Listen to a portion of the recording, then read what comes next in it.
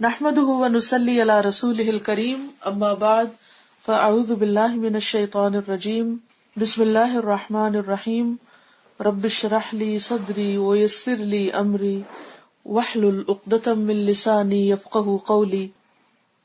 یہ بتائیے کہ ہم نے پچھلا جو زیارت قبور کے بارے میں پڑھا تھا اس میں سے آپ نے کیا سیکھا؟ پہلی کون سی چیز ہے جو ہمیں قبرستان جاتے وقت یاد رکھنی چاہیے؟ دو باتیں میں نے بتائی تھی، اس میں پہلی اپنے بارے میں ہوتی ہے اور دوسری دوسروں کے بارے میں. کہاں سے شروع کرتے ہیں؟ لاجیکل سیکوینس کیا ہوتا ہے کسی بھی کام کو شروع کرنے کا؟ آغاز کہاں سے کرنا چاہیے؟ اپنی ذات سے شروع کرنا چاہیے، ٹھیک ہے نا؟ تو اس حساب سے کیا کرنا ہوگا؟ پہلا کام قبرستان میں جانے کا ہمارا مقصد یہ ہونا چاہیے کہ ہم وہاں جا کے اپنے لیے عبرت حاصل کریں، موت کو یاد کریں، اور دوسرا یہ کہ وہاں جا کے مردوں کے لیے دعا کریں. ٹھیک ہے، پہلی چیز یہ ہے کہ خود اپنے لیے سبق حاصل کریں اور دوسرا یہ کہ مردوں کے لیے دعا اور استغفار کریں. ٹھیک ہے، ہم اپنے کچھ الوداع کے ساتھیوں کے ساتھ یہاں H11 کے قبرستان میں گئے اسی ارادے سے کہ عبرت بھی حاصل ہو اور وہاں دعا بھی کریں گے جا کے.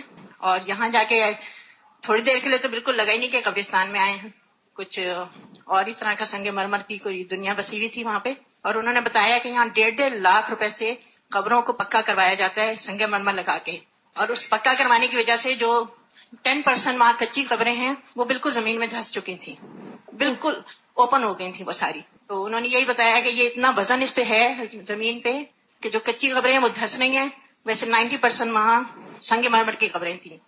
جب ہم اللہ کے رسول صلی اللہ علیہ وسلم کی نافرمانی کرتے ہیں تو آپ خود سوچے کہ پھر دوسروں پر بھی کتنی زیادتی ہوتی ہے، اور خود ماحول کے اعتبار سے بھی اور ہر اعتبار سے. اب آپ دیکھیں سنگ مرمر لگ گیا، یہ سنگ مرمر اگر غریبوں کے گھروں میں لگ جاتا، کچی بستیوں میں لگ جاتا تو کتنی ہی بستیاں آباد ہو جاتی جو زندہ ہیں، رہنے والے ہیں، جن کو اس کی زیادہ ضرورت تھی.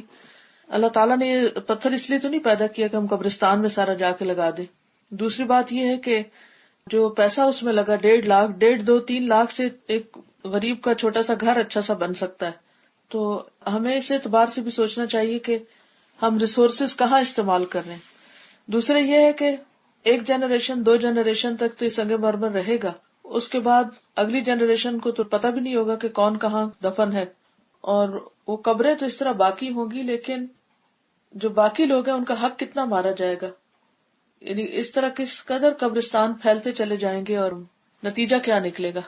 اللہ تعالیٰ ہمارے حال پہ رحم فرمائے. ضروری کیا چیز ہونی چاہیے اس میں یہ کہ سب سے پہلے ہماری نیت درست ہونی چاہیے، اور پھر اپنے لیے دعا، پھر یاد دہانی ہمیں اپنے لیے کون سی دعا کرنی ہے آپ نے؟ ہمیں اپنی قبر کی آسانی کے لیے کہ یہ منزل ہمارے لیے آسان ہو. جی یہ عبرت میں آتا ہے. یہ بات 2 پارٹ ہے، عبرت اور مغفرت. عبرت جو ہے وہ اپنے لیے ہے اور مغفرت مردوں کے لیے ہے بیسیکلی. ٹھیک ہے. اور جب نبی صلی اللہ علیہ وسلم قبرستان جاتے تھے یا کسی قبر پر آپ کی نظر پڑتی تھی تو آپ کی کیفیت کیا ہوتی؟ یا ایک خاص موقع پر جب آپ گئے تو حضرت برا بن عازب نے کیا دیکھا؟ آپ صلی اللہ علیہ وسلم بہت زیادہ روتے تھے، یہاں تک کہ ان کی جو داڑھی تھی وہ بھی گیلی ہو جاتی تھی اور جو زمین تھی وہ جگہ بھی گیلی ہو گئی. اس کا صیغہ بدل دیں، جاتے تھے کی بجائے ایک مرتبہ آپ صلی اللہ علیہ وسلم کے ساتھ کچھ اور لوگ بھی جا رہے تھے تو آپ کی نظر کچھ لوگوں پہ پڑ گئی تو آپ نے پوچھا کہ یہ لوگ کیوں جمع ہیں؟ تو بتایا گیا کہ قبر کھود رہے ہیں.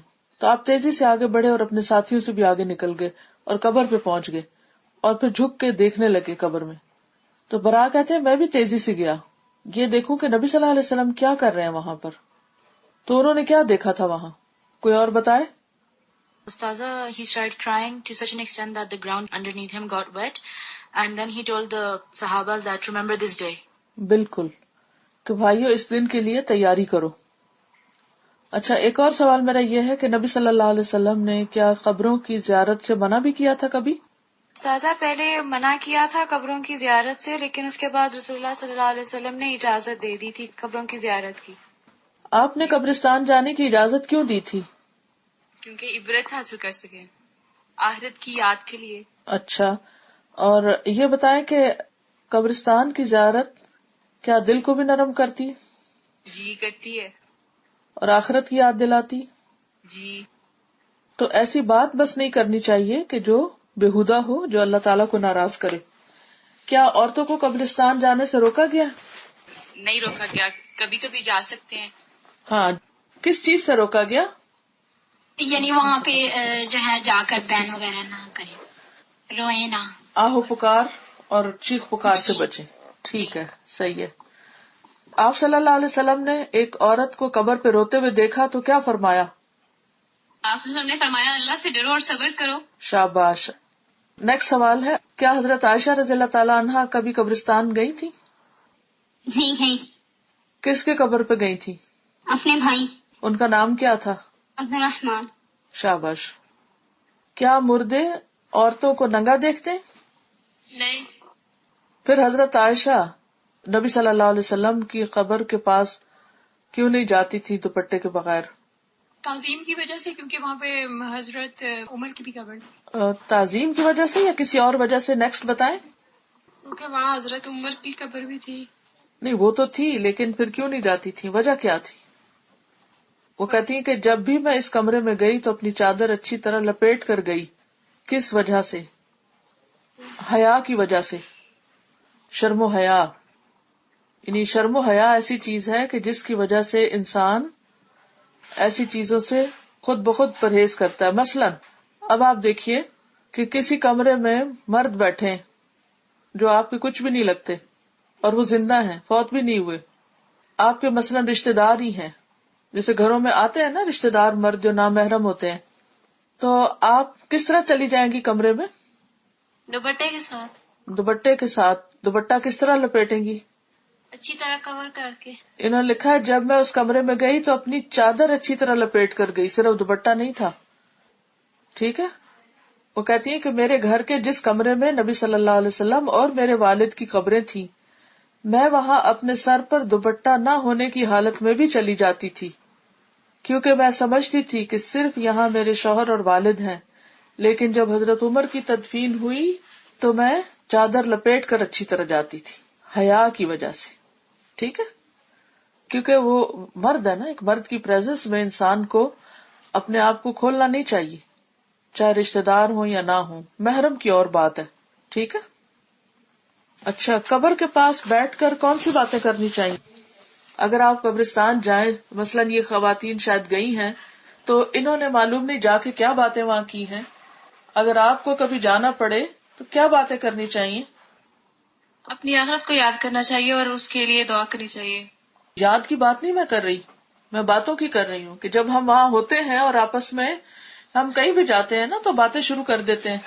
کوئی فوت ہو تو وہاں جا کے باتیں کرتے ہیں، کوئی زندہ ہو، کوئی بچہ پیدا ہو، کوئی قبرستان ہو، کوئی اسکول ہو، کوئی گھر ہو، کوئی دکان ہو، کوئی بینک ہو، ہم ہر جگہ باتیں کرتے ہیں نا. آخرت کی تیاری کی باتیں کرنی چاہیے. وہ کون سی باتیں ہوتی ہیں آخرت کی تیاری کی؟ قبر کے احوال اور اس کے علم وغیرہ کی باتیں. اچھا.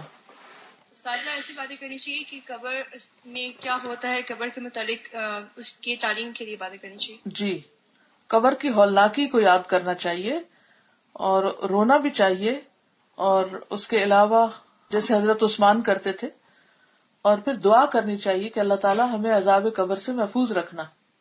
ٹھیک ہے، سمجھ آ گئی؟ جی. نیکسٹ بندہ بتائے کیا کہا ہے میں نے؟ وہاں پہ قبر کی ہولناکیاں جو ہیں اور قبر کے جو مراحل ہیں ان کے بارے میں بات کرنی چاہیے. ٹھیک ہے. نبی صلی اللہ علیہ وسلم نے قبرستان میں ایک علم کی بات بتائی تھی دوسرے صحابہ کو، وہ کون سی بات تھی؟ استاذہ حوض کوثر کے بارے میں رسول اللہ علیہ وسلم نے حدیث بتائی تھی. شاباش، صحیح کہا. اسی طرح ایک اور جگہ پر حضرت ابو ہریرہ کی روایت ہے کہ ایک قبر کے پاس سے آپ گزرے جس میں اسی وقت میت کو دفن کیا گیا تھا، تو آپ نے فرمایا 2 رکعتیں خفیف سی ہوتی ہیں اور تم لوگ انہیں حقیر اور زائد سمجھتے ہو، لیکن وہ 2 رکعتیں اگر یہ صاحب قبر اپنے عمل میں زیادہ کر لیتا تو اس کی نظر میں تمہاری باقی دنیا سے بھی زیادہ محبوب ہوتی. ٹھیک ہے. اچھا، اب آپ مجھے یہ بتائیں کہ اس حدیث کو سن کر آپ میں سے کتنے لوگوں نے سنت شروع کی ہے؟ کیونکہ ہم 2 رکعتوں کو حقیر سا سمجھتے ہیں نا، معمولی سمجھتے ہیں. کوئی آپ میں سے کوئی تجربہ شیئر کرے گا یا کسی سے آگے شیئر کی ہو آپ نے یہ بات؟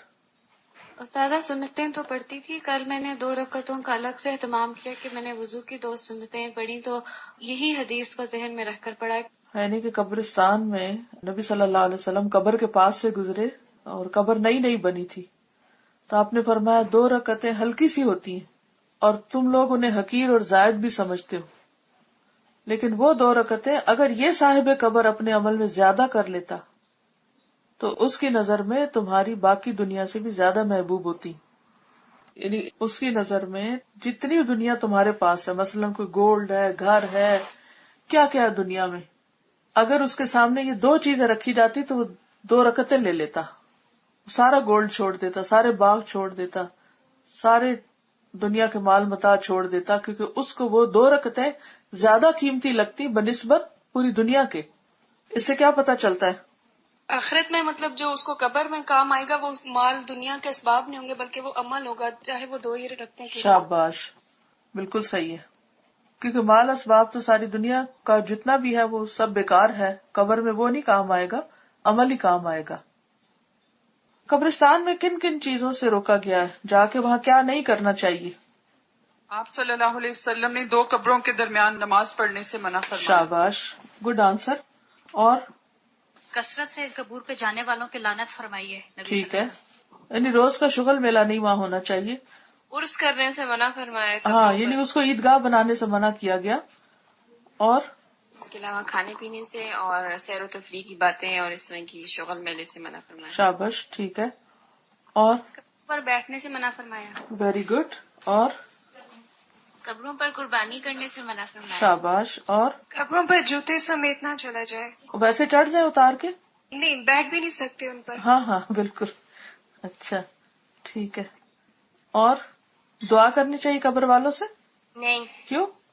کیونکہ وہ تو نہیں دے سکتے. وہ اگر کچھ دے سکتے ہوتے تو پہلے اپنے آپ کو دیتے، وہاں سے نکل کے بھاگ جاتے. کوئی رہنا چاہتا ہے وہاں تو وہ کیوں رہ رہے ہیں؟ اگر ان کے پاس طاقت ہوتی تو وہ وہاں رہتے. اگر آپ کو کوئی وہاں لے جائے زندگی میں تو آپ اندر جائیں گے؟ ہاں، نہیں جانا چاہتے نا آپ. یس، ٹھیک ہے. استاذہ یہ بتا رہی ہیں کہ دور سے سفر کر کے نہیں جانا چاہیے کسی قبر پہ. شاباش، ویری گڈ. قبر کے پاس جا کے قرآن بھی نہیں پڑھنا چاہیے کیونکہ قرآن مردوں کے لیے نہیں ہے، زندوں کے لیے. گھر میں پڑھنا چاہیے، گھروں میں نہیں چھوڑنا چاہیے کہ قبرستان بن جاتے ہیں گھر. اور جاتے قبور کے وقت ہنسی مذاق اور دنیاوی باتیں بھی نہیں کرنی چاہیے. شاباش، ویری گڈ. اور کرنا کیا چاہیے؟ یعنی دعا مانگنی چاہیے. تو بہت ساری دعائیں ہیں، دعائیں بخشش وغیرہ. ٹھیک ہے، چلیے ٹھیک ہے. جزاکم اللہ خیرا. سبحانک اللہم و بحمدک، اشہد ان لا الہ الا انت، استغفرک و اتوب الیک. السلام علیکم و رحمۃ اللہ وبرکاتہ.